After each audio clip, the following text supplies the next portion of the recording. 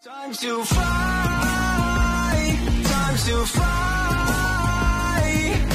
Never give up, we won't retreat. The ones who stand after. Hello friends, and welcome again to another Street Fighter Duel video. Okay, ladies and gentlemen, we have a new fighter in the scene, and it's Seth, the fighter that we've been longing for, and we were waiting for them to release him. Well, other than that, we have a small update, which is absolutely fantastic, a quality of life update.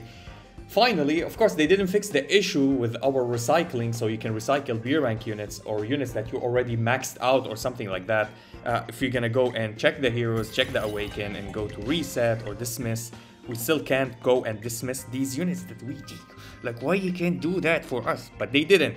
What they did is actually raise the ceiling or the cap for the blue stones that you can have. Now you don't need to pop them anymore, but you can also keep them away. But this doesn't save us or solve for us the problem of the already existing units that we don't need, or the excess that we have in our box. And hopefully they will do that. They listened to the video that we made before, and they took something at least. And this is a good bone actually for us. The ceiling now is absolutely, I think, 900 and or 99,000 or something like that, which is really good actually. For the first time, if I look at my perks, I don't see the red dot. If I want to go to the Royal Grant, and I went and claimed everything, all the blue stones for all the blue fragments here, which is absolutely perfect. It gives me the relief a little bit. Now let's go and talk about Seth. Enough talking about these kind of things. And Seth, here we go. Absolutely fantastic. His art is what we expected actually. This is how we know Seth is about. Great unit. He looks infernal, and he's a power attacker or a tech type and attacker. So he's an tech type. Absolutely good. It means he has a lot of crit, a lot of attack, and crit damage, which is good, and some dodge. His dodge is okay. But the pressure is the thing that we might focus on. I think he has pressure as well. Overall, all-round good unit. As for stat-wise of history. Now, his skills, and this is where I didn't read anything, and I want to go and read it with you and immediately give you my thoughts on it. So, starting off with his passive, I want to go and check his passive and what it is. So, Puppet Master, wow, Puppet, anything with Puppet. Does he control something? If HP is below 50% of max HP, trigger Puppet Master for 15 seconds, immediately unleashes Sonic Boom once. This Sonic Boom is a trigger skill. The interval is 18 seconds. Nice, so he does it more than one time. So you get him to 50% HP, he does it. He goes up and you heal him. Then when he drops to 50% HP after 18 seconds from triggering the first Sonic Boom, he does another Sonic Boom. Absolutely fantastic. I think I covered that all. Sonic Boom deals damage equal to 218% of attack to the nearest enemy. So it's a single target hit, which is good. Is the Sonic Boom like range or melee? We will try this. I'm gonna go and try him because I want to check his damages. I didn't read anything about him. So upon triggering Puppet Master, recover 25% of max HP. So he will recover HP anyway. Upon triggering Puppet Master, increase damage bonus by 25%. So he deals extra damage when he triggers Puppet. I hope there's a passive that he will immediately from the start of the battle trigger Puppet Master. The damage bonus 25% is good. And damage reduction by 15%. He takes less damage until the end of the battle. Absolutely good. Stacks up to 2 times, of course. So you can do it more than 2 times when you trigger Puppet Master. When Puppet Master is in effect, each Sonic Boom has a 40% base chance to inflict burn, shock, or bleed. Okay, not the 3 of them at the same time. That would be crazy if he does that at the same time, all of them. So Puppet Master, move to the rear. Oh, nice. Normal attacks are changed to Sonic Boom. Increase crit rate by 15% and crit damage by 30% for 15 seconds. I wish that was until the end of the battle, but he gets crit rate and crit damage bonuses, plus he gets all of these bonuses with the damage and damage reduction, and recover HP. Good passive so far, nothing that crazy. Okay, they're explaining burn, shock, and bleed. If you want to go read them, it's the same old things. How his super, AoE, perfect. That's what I wanted to see, because he has a super and C2. Probably his C2 is the most important one. So gather energy and strike targets in an area in front of this fighter 7 times, dealing damage equal to 434%, which is good multiplier, of attack in total, while pulling targets into the targeted area. So he hits an area and pull everybody like a black hole, just like what Overlord Bison does. Each strike has a 10% base chance of inflict burn, shock, or bleed. So one of them will be. Also, the damage rate of burn, shock, and bleed effects inflicted by Seth by 100% and extend the duration by 40%. So he increases the damage by 100%. For if the bleed does like 1,000 damage, he will make it do 2,000 damage, which is absolutely, so he doubles probably everything. And extend their duration by 40%, which is absolutely amazing. We know that shock does not land for a long period of time. I think it's 3 to 4 seconds, something like that. So or 6 seconds, I might be mistaken. Does it explain here? Shock targets under shock receive for 6 seconds, stack up to 10 times. Okay, so he will 6 seconds, 40%, probably to 8 seconds, something around that area, which is absolutely great. Okay, that's good. Increases the damage to 400, almost 500% of attack. Each strike has a 15% base chance of inflicting burn, shock, or bleed, which is perfect. Each strike, he hits for 7 times. Each strike has a 15% to inflict that. So you basically will be inflicting burn, shock, and bleed most of the time on the target. That makes him great for bossing, believe it or not. So far we didn't see anything crazy, but for bossing this is a cool mechanic and enables other units for that. Let's read his C1. His C1, Rainbow Absorb. Rainbow with Seth. Okay. Continuously attract targets within an area in front of this fighter and strike them 7 times, dealing damage equal to 336% of attack in total. Each hit increases the fighter's effect accuracy by 1% until the battle ends, stacks up to 100%. So he strikes for 7 times, that's 7%. Every time he uses his C1. 7%, 7%, 7%, can go to 100%, but I bet you will not do 10 combos or something like that to get that. But it looks decent. I would never use his C1 actually, unless I want to gather them in one position, which I can do with the super.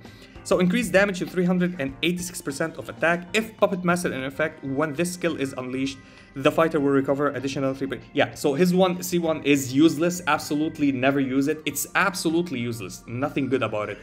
Okay, his C2. 100 lightning kicks. Absolutely nice name. Strike the nearest target 10 times consecutively, dealing damage equal to 850% of attack in total. That's absolutely good. I think this is better than Akuma. Each strike has a 20% base chance, inflicting burn, shock, and bleed. Oh wow. So with his super, shock, bleed, or burn, with his C2, shock, bleed, or burn, I think he does more damage than Viper and Guile. If I'm not mistaken, this might be the next bossing unit if you want to build a bossing unit. I think he doubles the damage of Akuma. Increase damage to almost 1000% of attack. Each strike has 30% chance to inflict burn and shenanigans. Okay. Wow. Am I crazy? Am I crazy to think that he could be better than Guile and Viper? Probably better than Dalsim. So HP bonus 23%. Wow.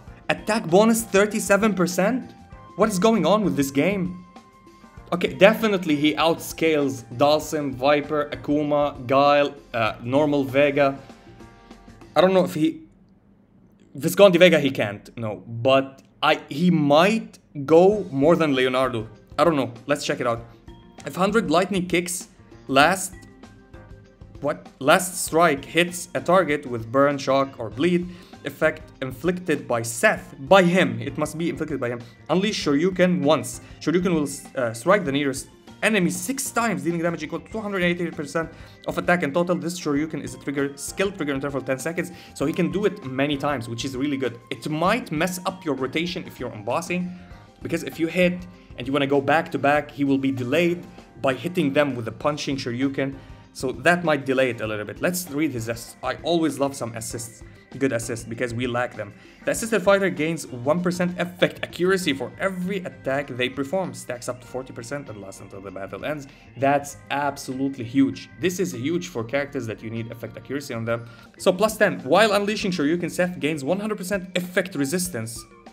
Okay, 100% effect resistance, it means he almost can't be shocked, stunned, silenced, charmed, frozen, whatever it is, bleed, burn, any kind of thing, even weaken, because 100% is really huge. Okay, and 50% damage reduction, so he's a pseudo tank as well, so he can tank, he can survive. Well, 50% damage reduction is not the best, but it's good, it's huge. Plus 20. Each of Shoryuken strike has 25% chance of reducing the target's attack, defense, and effect resistance. Effect resist by 10%. Each effect lasts for 15 seconds and stacks up to 2 times. So it can refresh if it stacks up to 2 times, because he can refresh it even if it lasts for 15 seconds. So it can go up the effect resistance and stuff like that for 20%, which is really good. So he reduces the defense for the targets, which is not the biggest important thing, but it's good, and decreases their attack as well.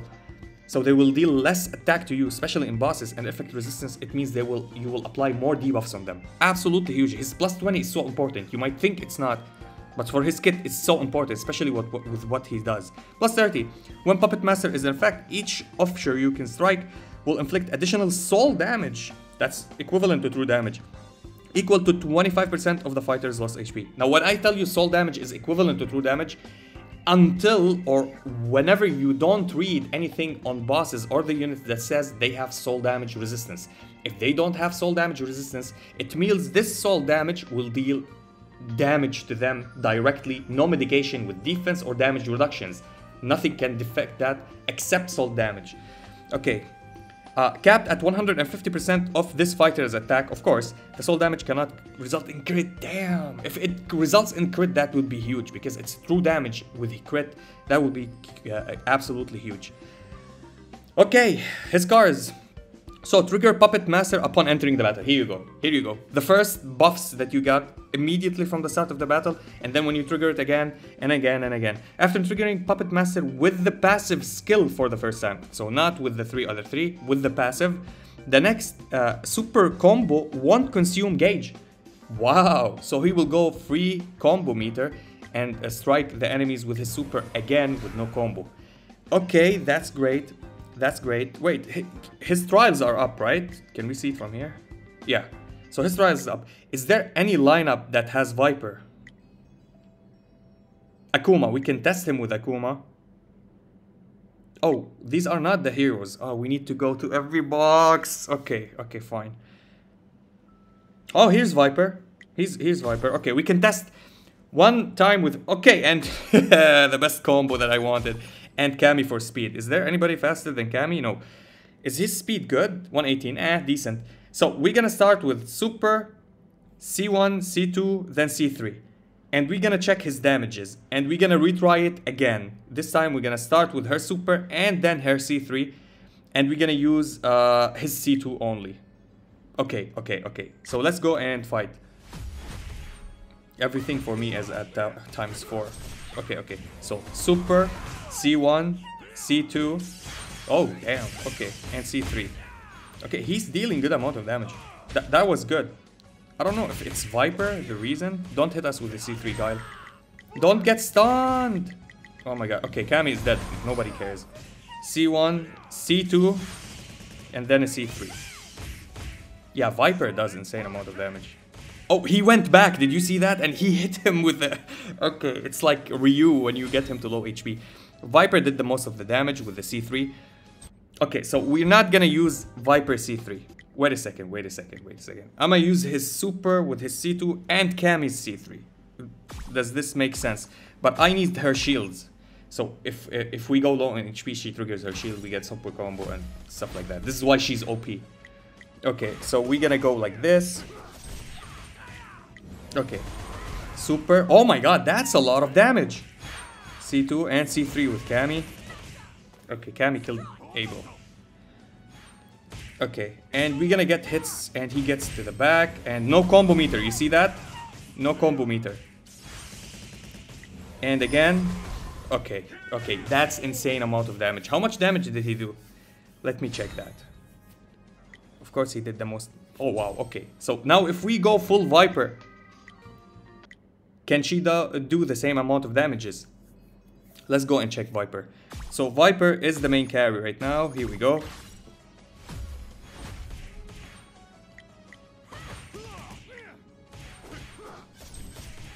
So Cammy and Viper. Well, she didn't hit everybody, but hey. Yeah. Hit Seth. Go to the backline, Seth. Cammy is dead. Oh my god. I can't start with Seth, but I don't want to. So we're gonna do his C2 and then C3 from Viper. And continue with Viper. She takes hit. Shields. Give us shields. No shields. If Viper goes below 50%, she gets the shields, so she can do another super. Oh my god, he killed him when he went to the backline with Puppet Master. Okay. Still, he did decent amount. He did decent amount of damage. And Viper was not the biggest carry in this lineup. I think he's better than Viper. Long-term fights. That's what I think. It's maybe a hot take. Let me know about what you think about him. I think he's absolutely ridiculous. I think he's good. If you have Viper, don't need to build him. If you have Guile Dalsim, you don't need to build him as free-to-play and low spender. Maybe in the future, keep him as a project. He's not a must-have, but he's definitely strong. He's definitely good. Especially if you want to use a lineup that with a unit that deals super and C2 massively. I think he with Viper goes hand in hand perfectly because he applies shock. And he applies burn, of course. He applies bleed, so normal Vega would love him. But with Viper, absolutely, I think he can destroy lineups with her or destroy in bossing. So he goes super, you get anything buffer from C1, C2, and he applies a lot of shock. Then Viper does her C3, which applies shocks and capitalize on shock. I think Trendy Cammy would love him. I think with Trendy Cammy, you don't need now Trendy Dawson. With Trendy Cammy, he's the man to go with, and you will have the big amount of numbers. Now, let me know what you did with your testing. Let me know if you tried them with different units. Please, anybody that have Trendy Cammy maxed, can you try him with her? And let me know how does it affect the run or how is the damages going if you have them both built. And yeah, that is it for this video. If you enjoyed this video, please like and subscribe. If you didn't, we thank you for watching. And as always, stay frosty. Peace. Time to fight, time to fight. Never give up.